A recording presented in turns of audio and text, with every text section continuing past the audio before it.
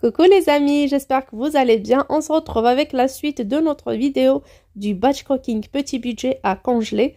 Là, j'ai lavé, vidé, enlevé les têtes et bien nettoyé et égoutter toutes mes sardines. Donc j'en ai 6 kilos. Là, je vais commencer à les assaisonner selon le goût de chaque personne.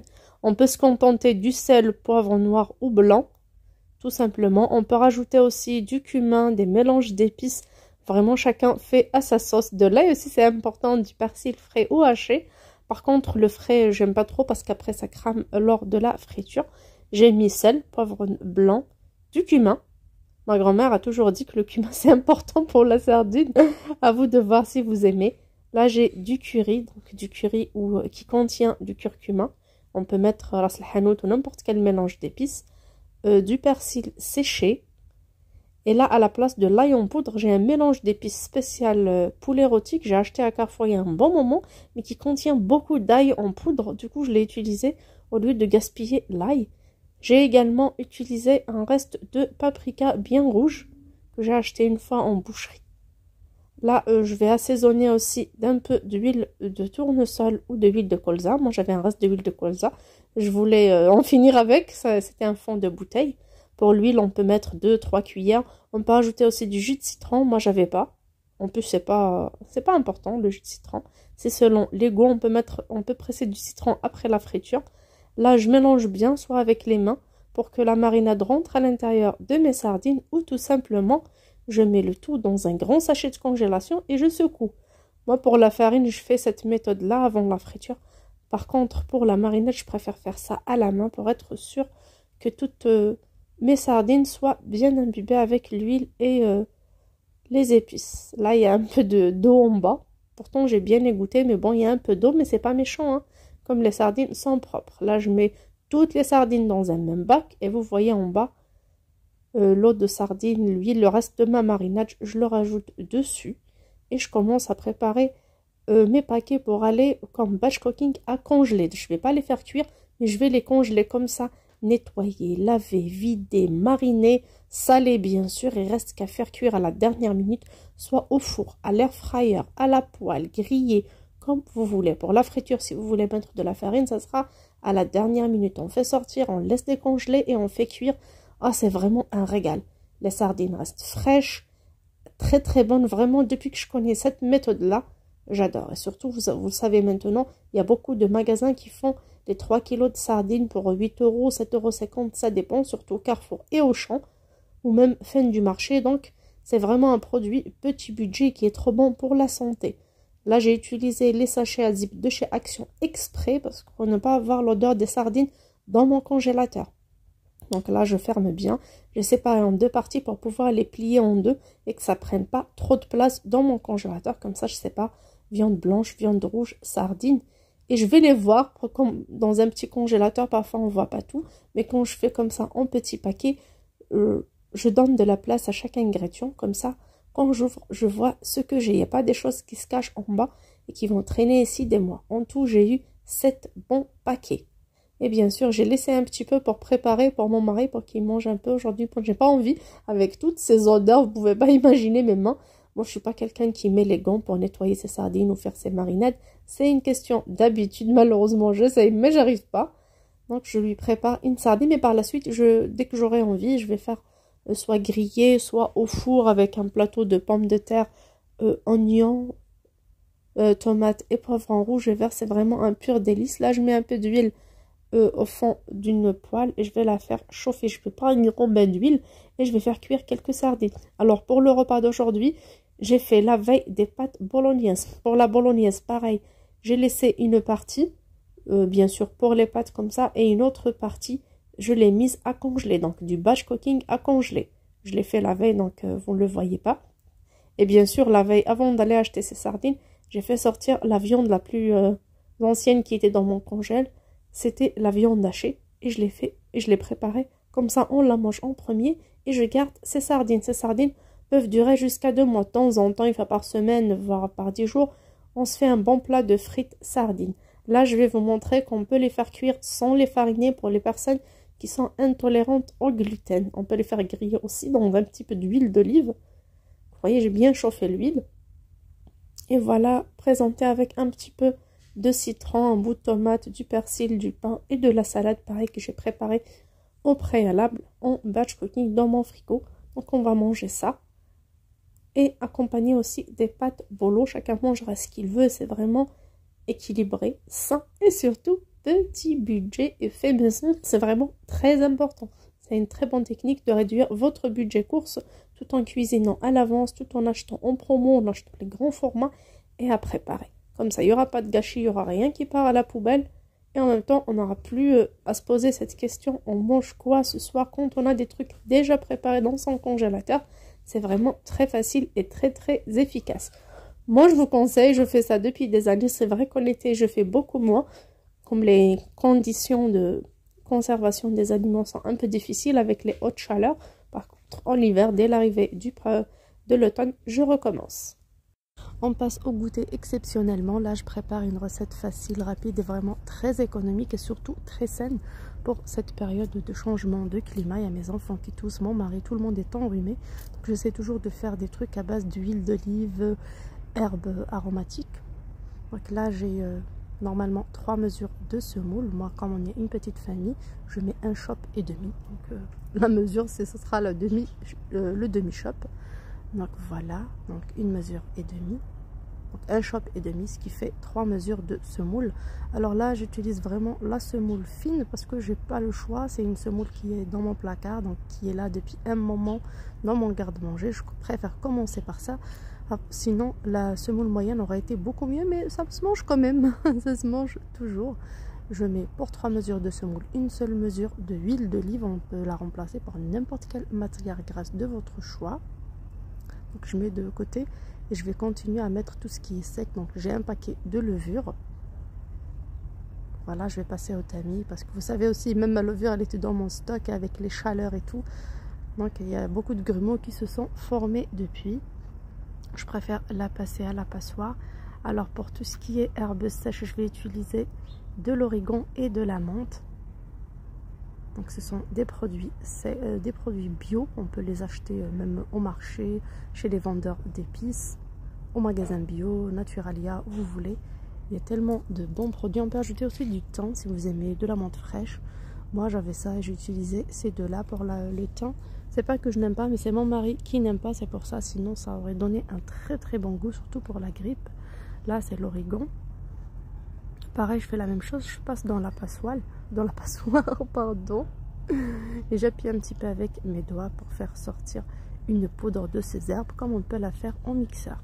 Moi je préfère cette étape, comme ça tous les petits bâtons vont rester en haut et il n'y aura pas d'accident, surtout que ce sont les enfants qui mangeront ça le matin avec un petit peu de confiture ou du miel ou tout simplement comme ça. Moi j'aime bien ce pain avec du fromage, oui, du fromage la vache qui rit, du fromage qui rit en triangle, du fromage à tartiner. Alors pour le sucre, pour la couleur, on met généralement une belle cuillère à soupe de sucre. Moi je mets une belle cuillère à café bien remplie de miel. Alors c'est du miel de lavande que j'achète chez les agriculteurs au marché. Et franchement c'est trop bon pour la toux. Miel de lavande, j'ai découvert ça il y a 2 ans. C'est vraiment meilleur que d'autres sortes de miel. Alors je verse directement l'huile d'olive et je mélange le tout avant de remplir mon verre d'eau du robinet, tout simplement, pas chaude et pas froide. Là je mélange bien avec les bouts de doigts sans pétrir jusqu'à ce que la matière grasse rentre dans toute la semoule. Et bien sûr les herbes seront réparties sur toute la quantité de la semoule. Là j'ai fait ça dans une poêle directement. On peut faire ça dans un saladier, vous savez, je suis minimaliste, donc j'ai vraiment un minimum de vaisselle chez moi parce que la cuisine est petite et j'en ai marre de l'encombrement. Du coup j'ai désencombré maintenant il y a 2 ans.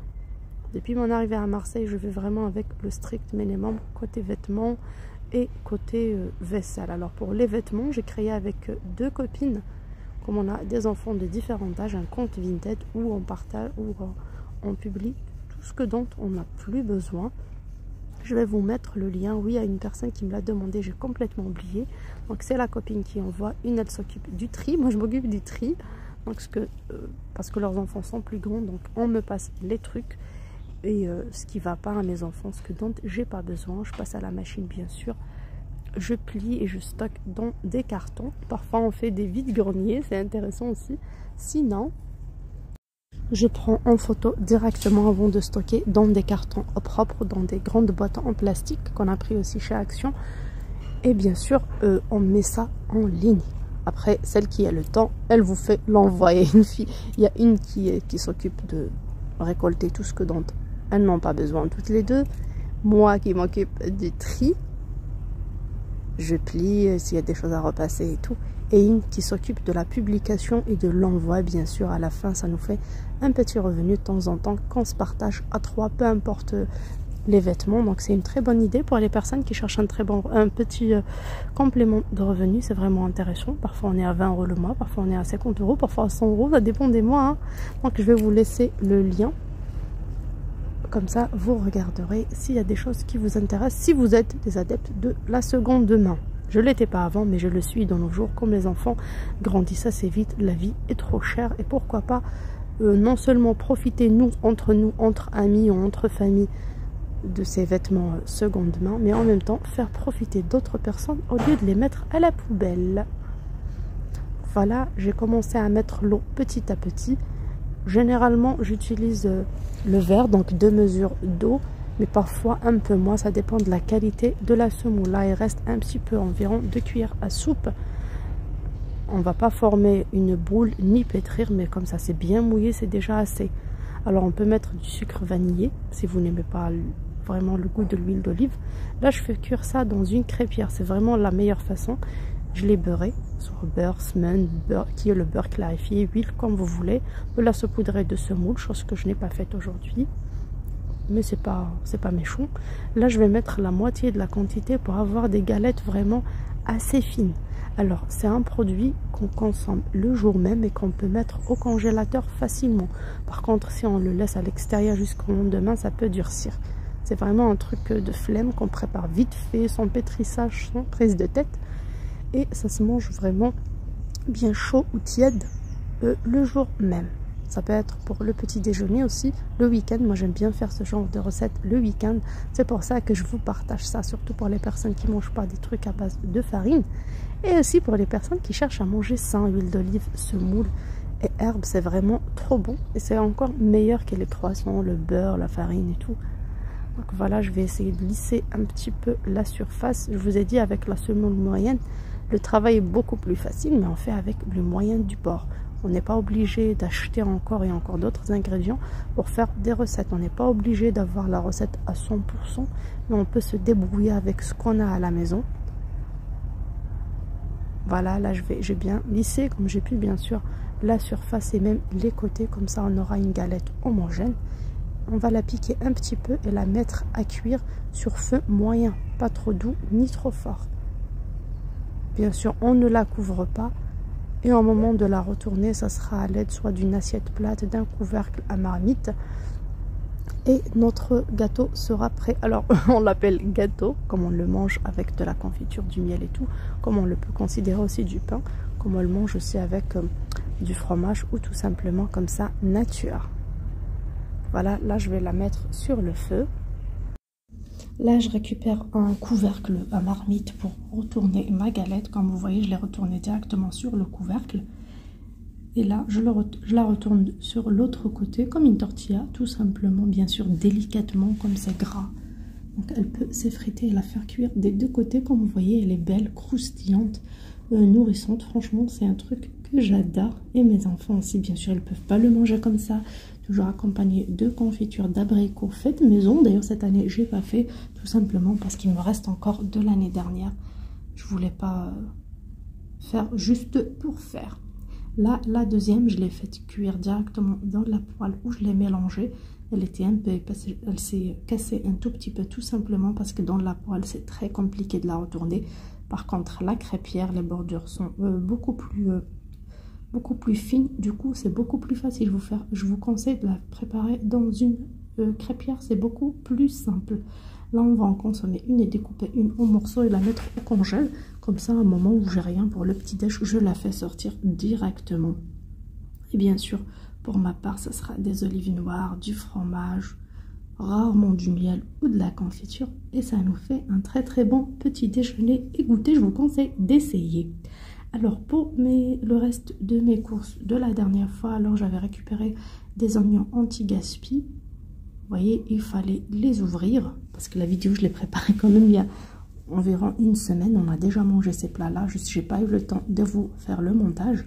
Donc là pour les oignons qui n'étaient pas trop beaux, je vais retirer ce qui n'est pas beau, nettoyer, laver, éplucher et découper en quartiers. Généralement, si je cuisine pas beaucoup ce jour-là, je les garde pour faire de la soupe. Vous voyez, j'ai tout nettoyé et découpé en gros quartiers, accompagné de restes de légumes qui étaient déjà dans mon frigo. J'avais une demi-courgette, ça suffira pas pour un couscous, et 2 carottes.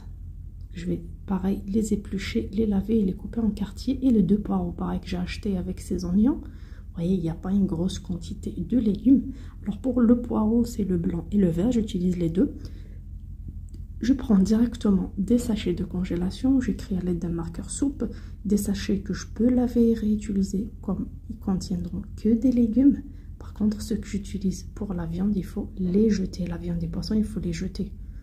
Alors là, j'ai préparé 2 sachets exprès. Si je fais seulement une soupe de légumes, je mets tout dans un seul sachet. Sinon, je mets comme ça en 2 quantités. Le jour où j'ai envie de cuisiner, je pourrais rajouter des lentilles corail, des lentilles blanches normales, des lentilles vertes, des pois chiches, des pois cassés ou d'autres légumes frais qui seront dans votre frigo. Et ça vous fera une soupe, un velouté, une purée de légumes selon vos goûts. Vous voyez, c'est une très bonne technique pour les personnes aussi qui récupèrent les légumes faits du marché, les fruits pareil pour faire les smoothies, ou ils en ont déjà des légumes qu'ils ont achetés comme moi, plein pot, ils ont acheté normal au marché ou en grande distribution et ça a traîné dans le frigo, ça n'a pas été mangé. Il ne faut pas les laisser pourrir avant d'en arriver là. Ça sera bien de les éplucher, laver, couper et stocker comme ça. Et croyez-moi, un bonheur quand vous ouvrez votre congèle et c'est prêt. Même vous rentrez du boulot et vous mettez ça directement dans votre faitout aux cocottes. En 10 minutes, la soupe est prête. Alors, le persil qu'on a acheté la dernière fois, j'ai gardé ces branches. Bien sûr, le jour J, avant cuisson, j'enlèverai l'élastique rouge. Là, c'était déjà bien lavé et goûté. Je mets avec la soupe et ce jour-là, je ne vais pas jeter ce persil, mais au contraire, le mixer avec les légumes et on ne le verra pas trop. Hein. Ça sera une soupe un peu verte. Donc, voilà, je ferme bien. J'aplatis pour qu'elle ne prenne pas trop de volume dans le congélateur. Et là, j'ai de bons petits plats. Et c'est ça que j'appelle, moi, franchement, c'est ça que j'appelle batch cooking à congeler. Batch cooking ne veut pas seulement dire préparer des repas de toute la semaine pendant 2 heures, un dimanche et tout. Non, non, au contraire. Dès qu'on a un peu de temps et qu'on peut faire au moins un plat ou 2 à l'avance ou une préparation pour plat à l'avance, croyez-moi, ça nous fait gagner beaucoup de temps, d'argent et nous évite le gaspillage alimentaire. Croyez-moi, depuis que je fais ça, j'ai réduit à moitié la quantité de sacs poubelles que j'achète. Avant, on faisait ça. Sur ce, je vous dis à très vite avec de nouvelles vidéos batch cooking à consommer ou à congeler. C'est vraiment une merveille. Je vous fais de gros bisous. Je vous souhaite une excellente journée et à très bientôt sur ma chaîne. Ciao, ciao!